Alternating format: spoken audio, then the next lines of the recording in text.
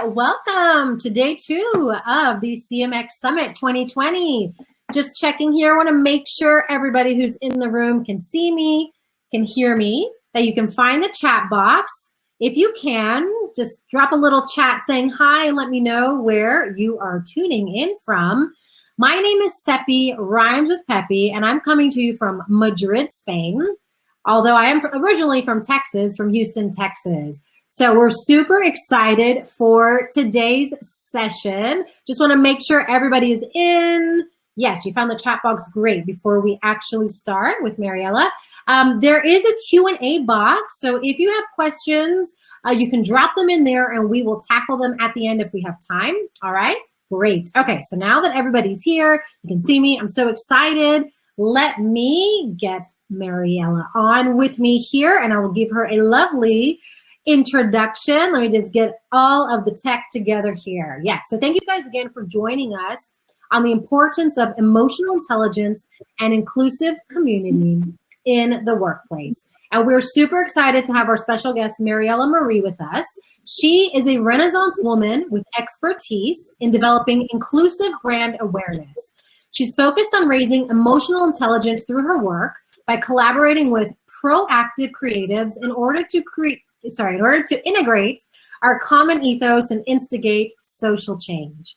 She currently interviews diverse leaders on PowerToFly while curating social impact initiatives on the Positive Force team. So let's go and give her a virtual round of applause. You can continue in the chat box. So excited here. And Maryella, with that, I'm going to pass it off to you. We can see your slides, so we are good to go. Awesome. So you can see my screen all right, my slides? Perfect. Yeah, we can see. Thank you. Okay, perfect. Thank you, Seppi, for the introduction. Super excited to speak with you all today. Thank you, everyone who is deciding to be with me for this, these next couple moments.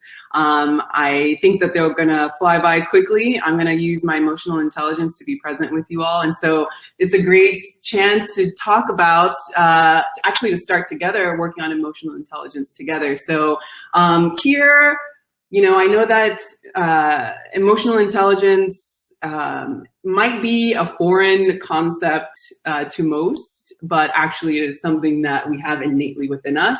So I really enjoy speaking about this topic because I love when we can start to peel the layers off and get to honor ourselves more and more and put that into our leadership and expect that in the community work that we do. So I just would like to start by inviting everyone to start with emotional intelligence with me right now. I want to have a moment of silence. We're living in some crazy times right now. It's a great time to be alive, but a lot of people are suffering and a lot of people have lost their lives at the hands of all of the isms that are affecting our world, whether they stem from the workplace or they stem from our communities at home, in the streets. And so I just want to start by having a moment of silence to honor those who could not join us today, and just to also reflect on our emotional intelligence right now. So we'll take a couple of moments to have a moment of silence.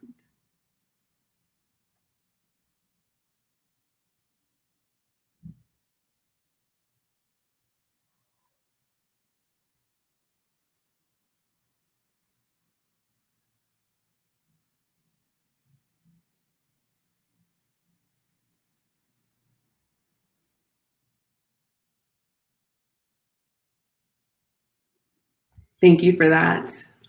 So I'm interested to know if you all know what emotional intelligence is. I want to kind of see what our live audience thinks of emotional intelligence. Can you throw in some definitions there in the chat box? I will go on and explain way more, dive in deep here on emotional intelligence, but I would love to hear from you to see where we are with our concept of emotional intelligence first. And I really would, my hope is that by the end of this conversation, you feel more excited about practicing emotional intelligence, that you feel more sound and confident about approaching this at work, so that we can try to balance out a lot of the crazy things that are going on in the world.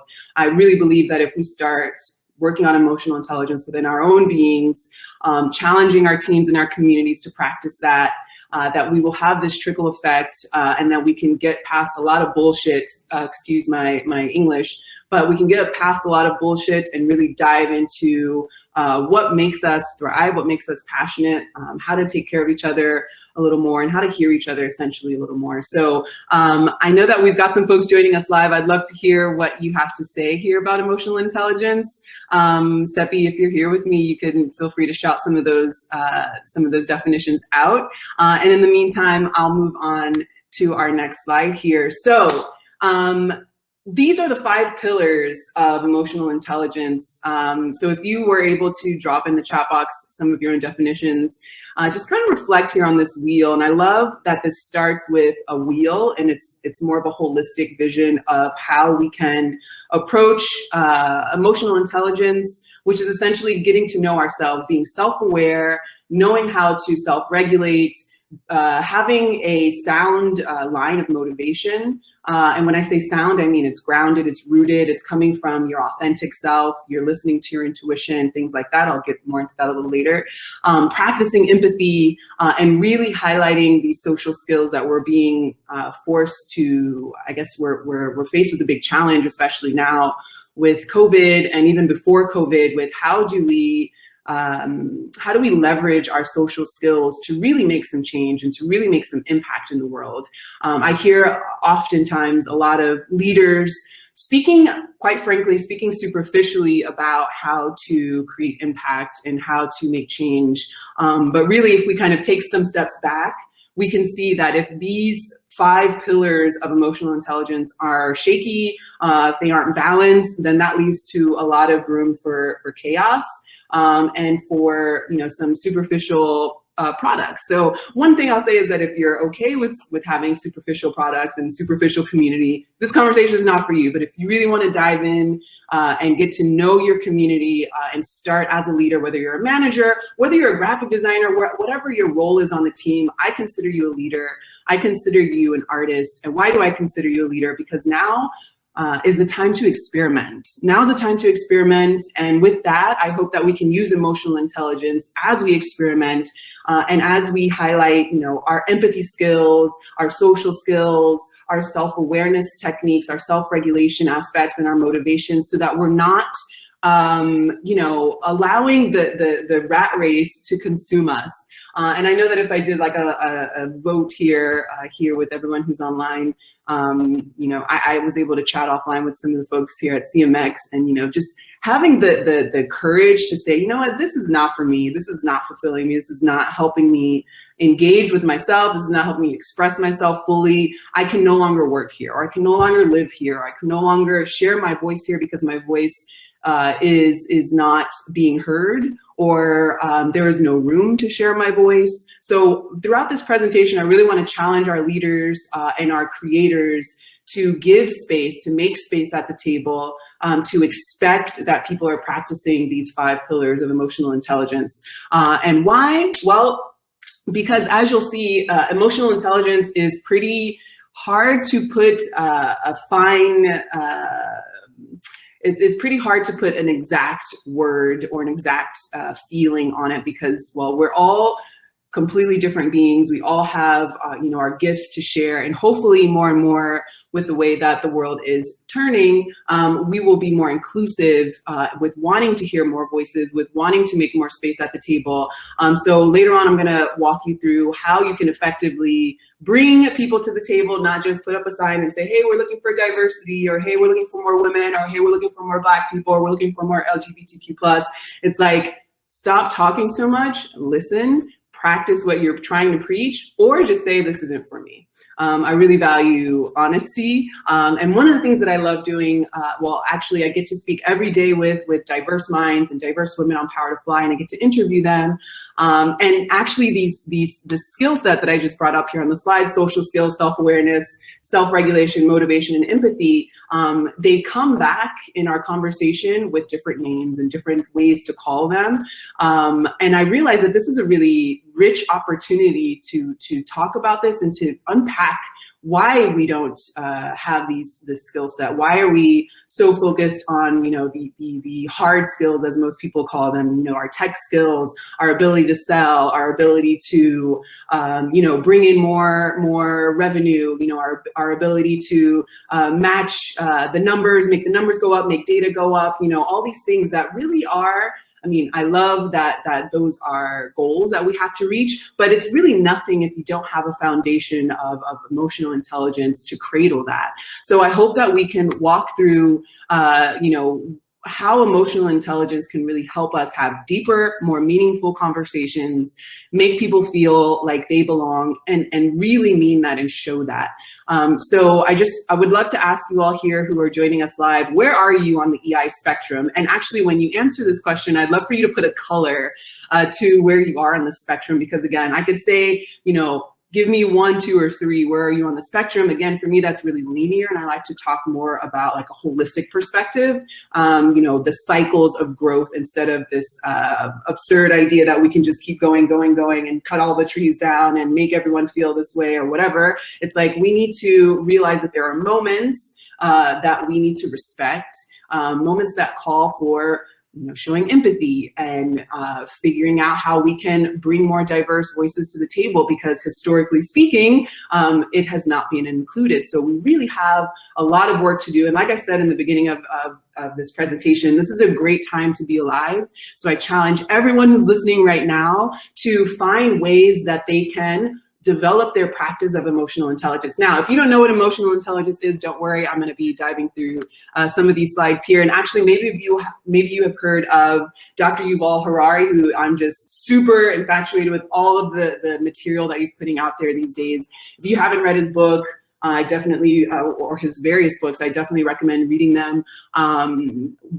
Particularly speaking about Homo sapiens and 21 lessons for the 21st century, some of these leaders that we look up to these days, like Obama, Bill Gates, Zuckerberg, they have read his books and they recommend them to us. So I think we can take this knowledge and put it into practice within the workspace so that we can intentionally move forward in the future. And I put this quote up here so that you all really see the impact of emotional intelligence. One thing that I love that Yuval Harari talks about as he's being interviewed, from lots of diverse moderators, and he often has a Q&A session at the end where people say, like, what do I need to teach my kids now, or what do I need to do right now, knowing that we are really at the will of technological advancement, essentially. Like, we're moving so quickly.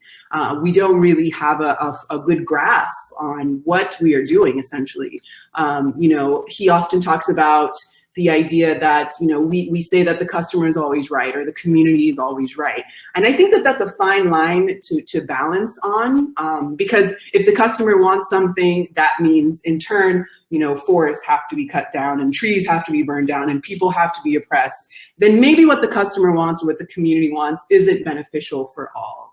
So I think that with emotional intelligence, we can really bring this into practice as leaders and as community members to challenge ourselves to inject our lifestyle, essentially. We can't talk about professional without talking about the personal. So it starts at home. It starts with you practicing emotional intelligence and developing that. So again, one of the things that he's always asked, not always, but often asked is, what do I do right now? What do I need to learn right now? What do I need to teach my kids right now so that they're prepared for this, really uncertain future? And actually it's happening right now, these uncertain times. And I love that his response is to invest in emotional intelligence. Why? Because there's so much uncertainty and we're doing things so quickly. We all live in bubbles, just to be pretty frank. As much as we want to gather people and be a really holistic community, we all live in bubbles. And so our work is to try to figure out how we can empathize with others, how we can be more comfortable being ourselves, not portraying, something that we wish we were or something that we we think that other people expect of us.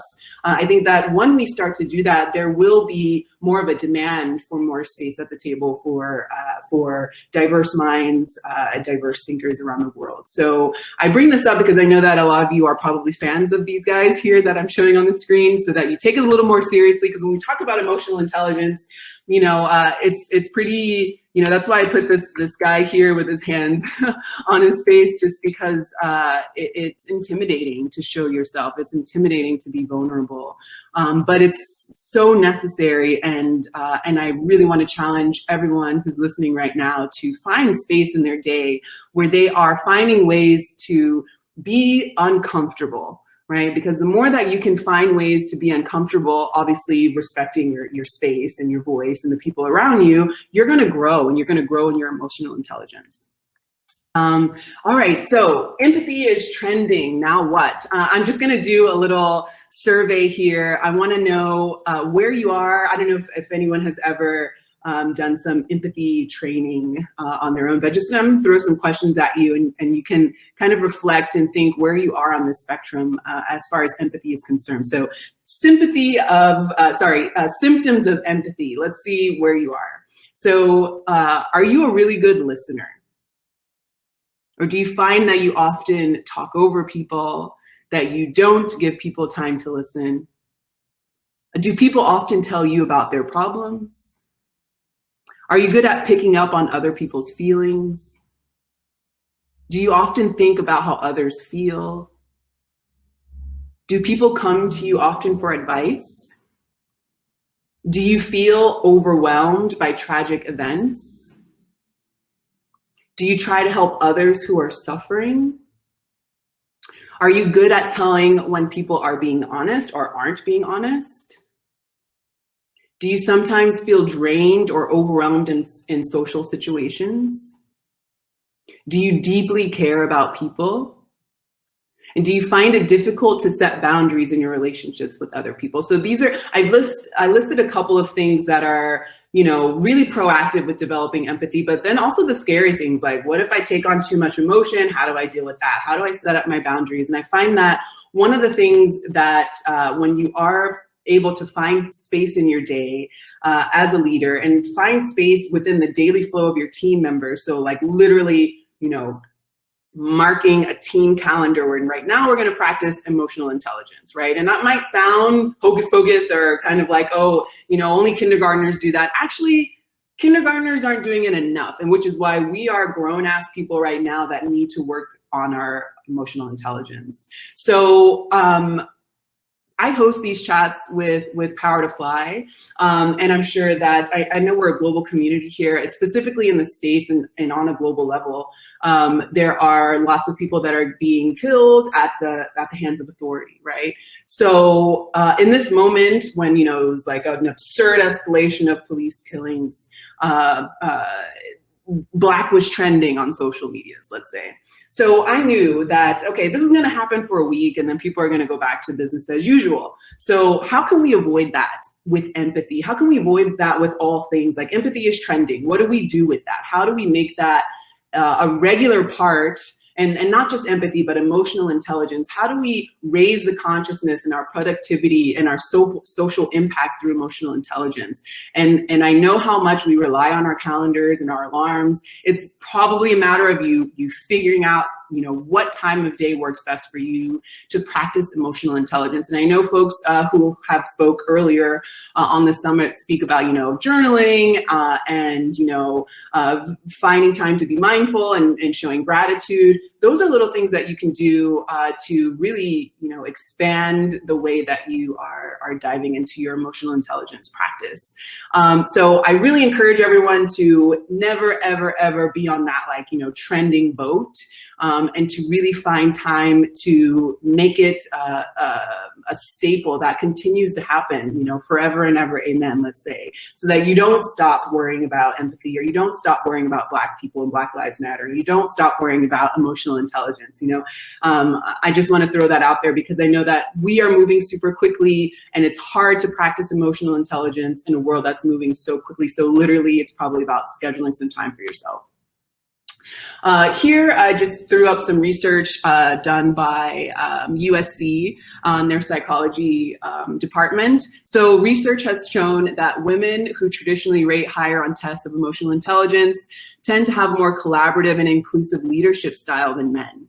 Practiced by persons of any gender, emotional intelligence has much to offer the modern workplace and stakeholders across all functions. So, if this is something that is going to be beneficial and it's going to really help, your ROI, maybe it's going to take some time, because like I said, there's no button that will end all of the isms that we've created in the world, right? The racism, the sexism, how do you deal with microaggressions in the workplace? It's a question that comes up so often. And really, if we dive into our emotional intelligence curiosities, we will be able to handle microaggressions more healthily, in my opinion. So, I invite everyone to do their own research as time goes on, and to try to challenge themselves to fit some time into practice emotional intelligence at home, and then bring that up in the workplace. How do you do that? So let's say that people aren't listening to you at work, on your team. Let's say that the train is moving so quickly that there's no way to effectively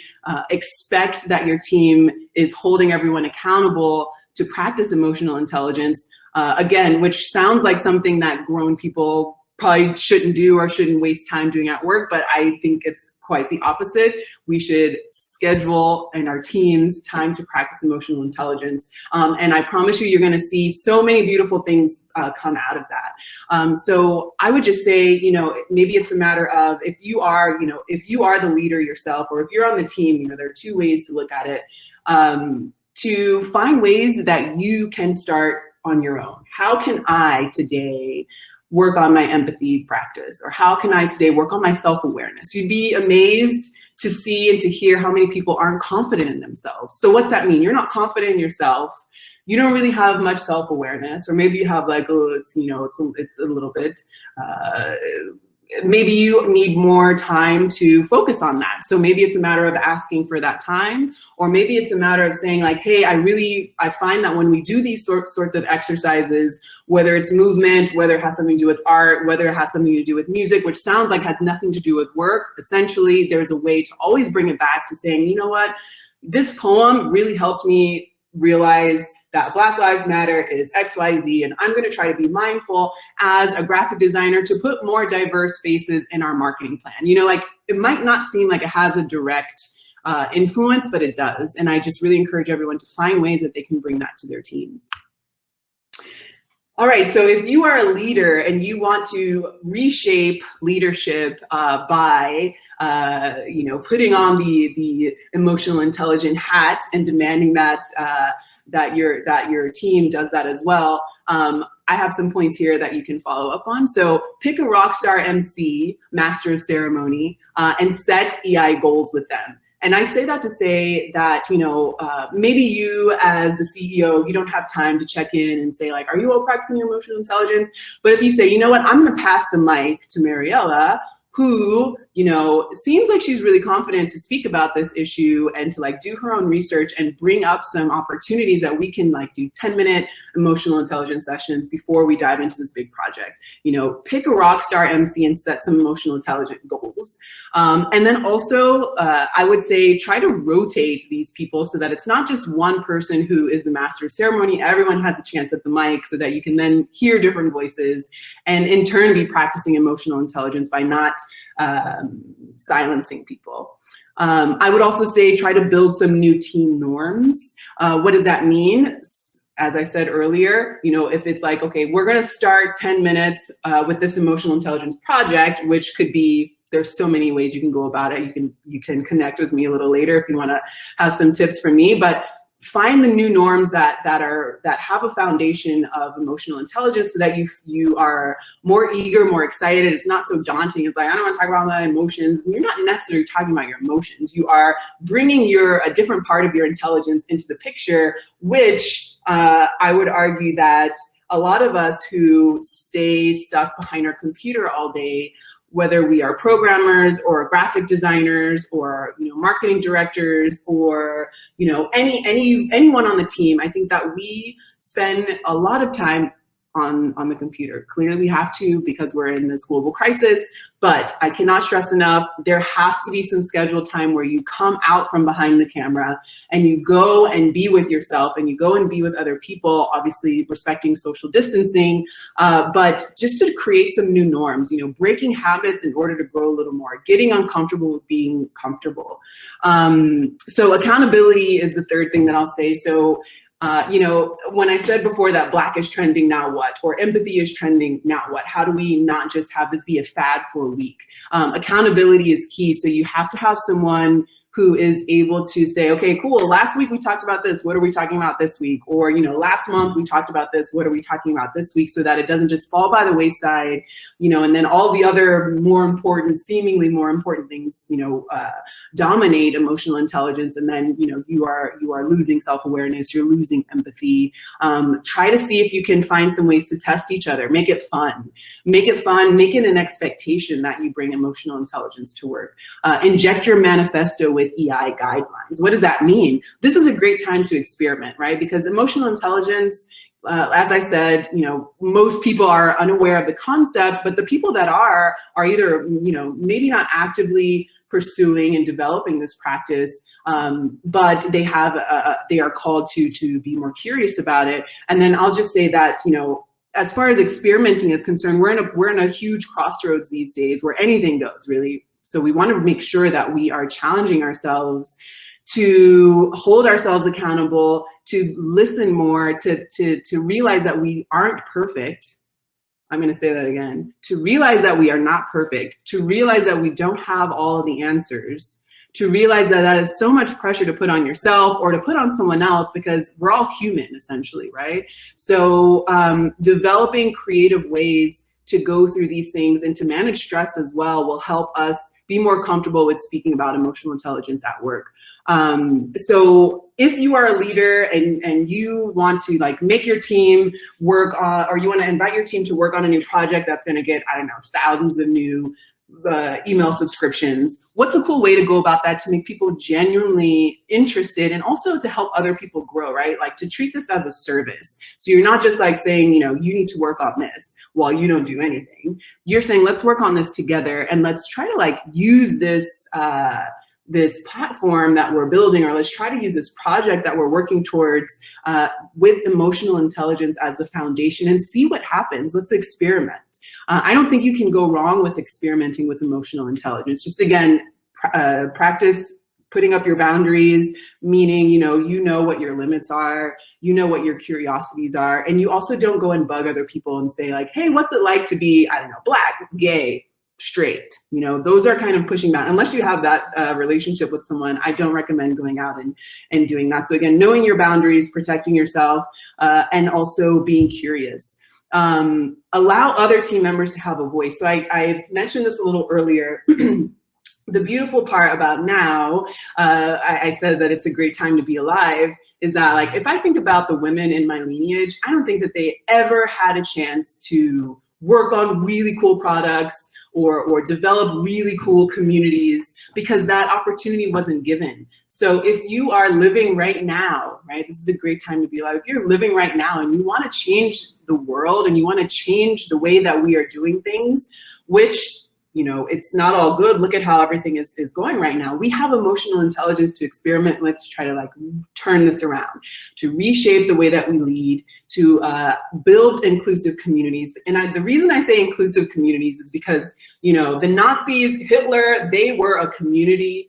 They were not inclusive. So, you know, I know that we're speaking about communities in this whole summit, but again, inclusive communities are key. Why? Because we learn and grow and we can reshape the way that we do things. And encourage your team and your community to collaborate and play together. So one of the fun things about emotional intelligence is that, you know, there are expectations, but then anything goes. So when you start to play together, you can see that there's so many opportunities to begin practicing your emotional intelligence and to develop them a little more. And one of the cool things that it does is it brings about healing and resilience, which we know that these are some things that we really need, especially during these times that we are either on lockdown or we have to do some social distancing things. And this is why I put the revolution will not be televised. I often say this because, and what does that mean? The revolution will not be televised essentially means you are going to be doing this work on your own. Sometimes you'll be doing this work with your teams behind closed doors. Those moments are not going to be put on blast and shared across all media unless you want to, but really, you know, it's more intimate, right? So the things that happen within your body or within your mind as you are regulating, you know, as you're actually bridging your left and your right brain, right? So you have the tech skills, you have the, you know, the sales skills, you know, you have the customer success skills, but do you have the emotional intelligence skills that are able to balance that essentially? And really, when you start to build your emotional intelligence, it's a lot of it, you probably won't be able to put a name to. You won't be able to say like, this is it. You'll just be moving in the world differently. And what happens then is you have provocative transformation. You have a more holistic narrative, right? So when I say holistic narrative, I often speak about who owns the BIPOC narrative, let's say, Black, Indigenous, and people of color. Who owns that? Historically speaking, we have not owned that. We meaning, you know, the BIPOC people. So now we have a chance to say, let me pass the mic. Let me make space at the table. I'm not going to put a sign in front of my house saying that I have this house for sale and then go sit down and like hope someone buys my house. No, I'm going to put the sign out. I'm going to go and talk to people, let them know that this house is for sale. I'm going to go and grab someone's hand and invite them in and talk about the house. You know, there are these steps that you have to take to really be engaging and to really be inclusive in the workspace. So it's not just about, you know, wanting it. We want diversity, we want inclusion, we want emotional intelligence. There is a practice and there are steps that you have to take, and it's not going to be so comfortable because we've experienced, you know, generational essentially toxicity and abuse. We have a lot of things to undo, and the workplace is a good place to start. Why? Because, you know, I think that the linear way of seeing work, you know, I leave my full self at home, and then I only bring, you know, 10% of myself, which is basically like, you know, in 10 years, maybe a computer can do that. You know, you want to be able to be competitive in 10 years. You don't want to just be able to, you know, have the technical skills. You want to be able to have the emotional intelligence skills. So to really create social impact, emotional intelligence, in my opinion, comes along with that. And then I put the B-side archives because I often speak about how, you know, education has really fucked us up, in my opinion, where we only get the A side of history. And so now is the time to share the B side. Like, what are the things that we didn't get to learn in school?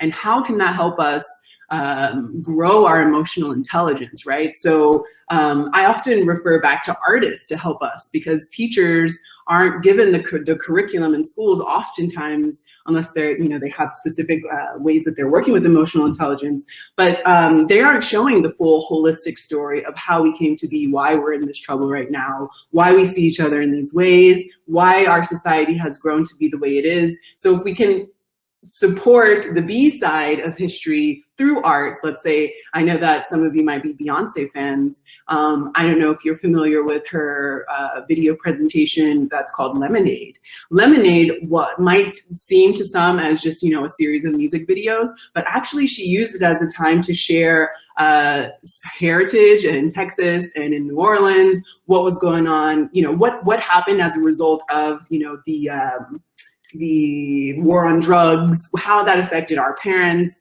how that affects us now. So using from an artistic perspective, which is using emotional intelligence to spread knowledge and to create community. So that's why I put the B-side archives too, because emotional intelligence can just help us have a less warped view of who we are, how we got here today, and just give us more options of how we can move on in the future.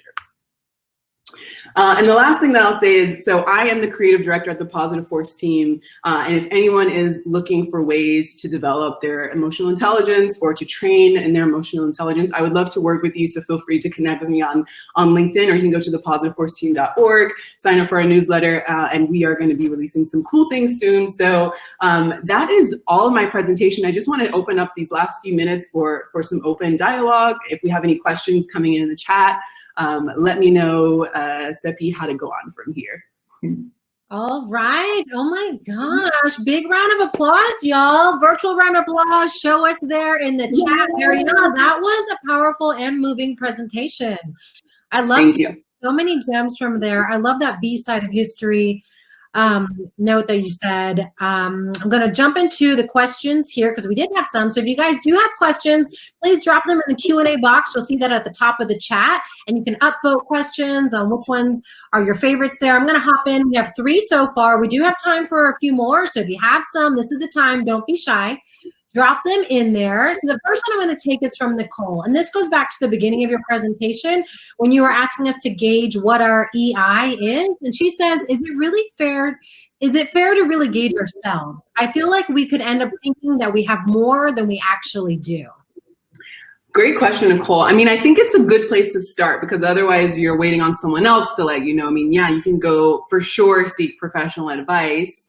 Most people are going to look at what are their IQ scores. They're not looking at what my EQ scores are. So I would say a great place to start always is with yourself. And then, of course, you can compare that with how other folks who are more professionally trained in, emotional intelligence development, and see where you lie on that spectrum. But, I think that as far as fairness is concerned, always be kind to yourself, and always consider that, we arrived here together. You probably have been taught to bury things or to sweep things under the rug, or to, historically speaking, as women, for example, generations have passed where women have been expected to be more quiet, to be in certain places in society. And so that was before you were even born. But how did that affect how you were taught to work, and essentially who you are today? So fairness is good it's a good question, Nicole, but be kind to yourself and expect that you can grow your emotional intelligence, essentially. Great. All right, next question is from Jacob. Jacob says, I might have missed it, but how can you assess EI in order to set goals and improve measurably? Recovering engineer with self-doubt around my EI, asking for myself.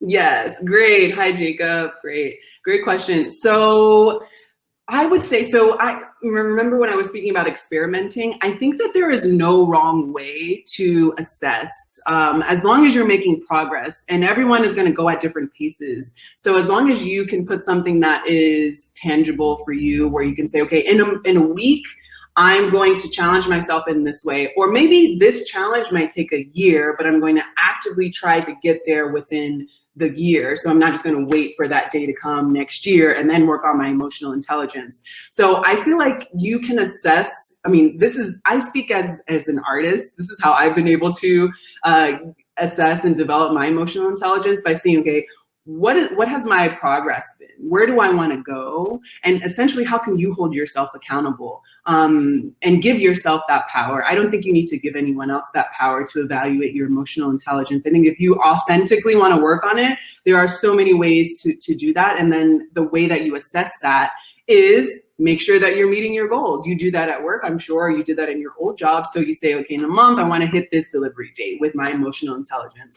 So if you can kind of take the project manager mentality and put it into project managing your emotional intelligence, I think that we would all go a long way here. Great. And I'm seeing in the chat, Maryella, you rock so hard. So a lot of love for you there. We have another question. If you guys have any questions, drop them in the Q&A. Don't be shy. We have some time here. The next question we have is from Sheena. So great to see you here. She says, how do you convince your team to move into focusing on EI and actually take it seriously? Right. So I would say, if you are at a place where you're interviewing, It's a great place. I mean, because I speak about this a lot on PowerToFly. So a lot of folks are like, how do I make sure that this company is going to be meeting my expectations? Or how do I make sure to show them that I can meet their expectations?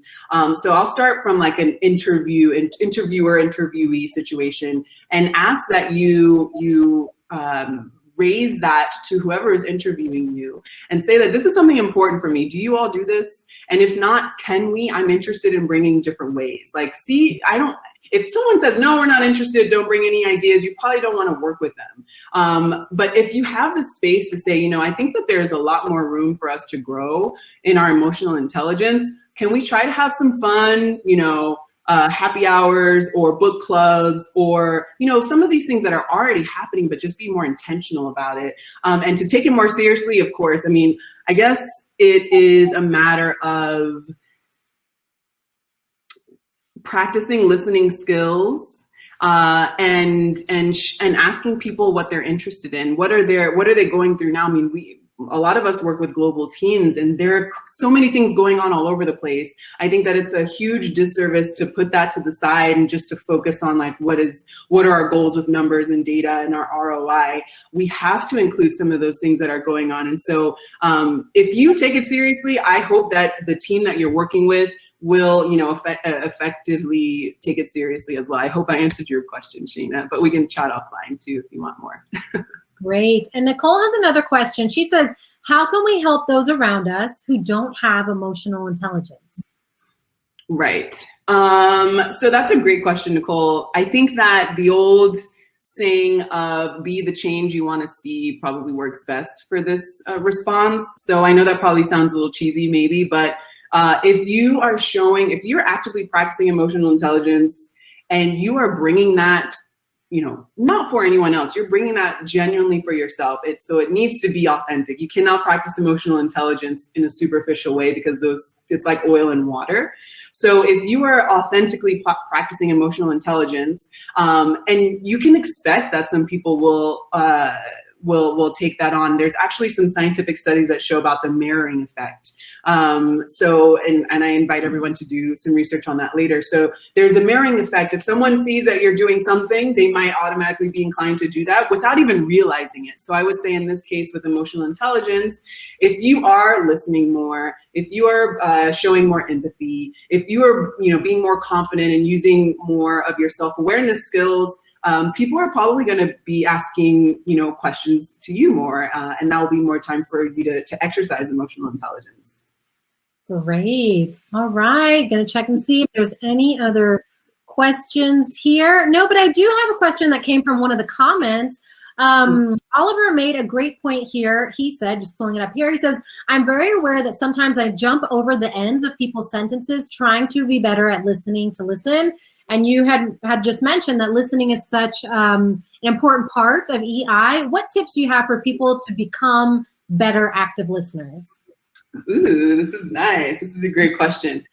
So I would say practice alone first. I always go back to yourself. So if you can find time to sit in stillness and be okay with the stillness, hopefully there's stillness, if not the movement happening around you, then you can then bring that into a social situation where, let's say that, again, with the mirroring effect, so if people aren't realizing that they aren't listening or they could be better listeners and they see that you are actively asking questions and actively listening, maybe that will entice them to do the same.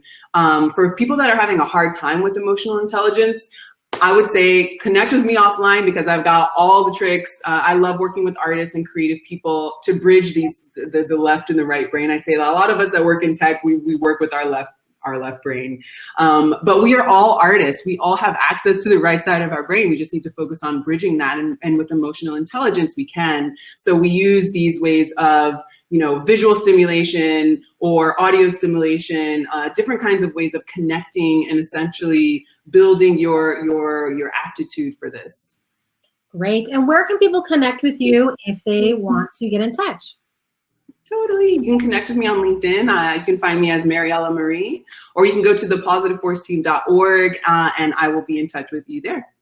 Great. I just shared Mariella's LinkedIn in the chat there.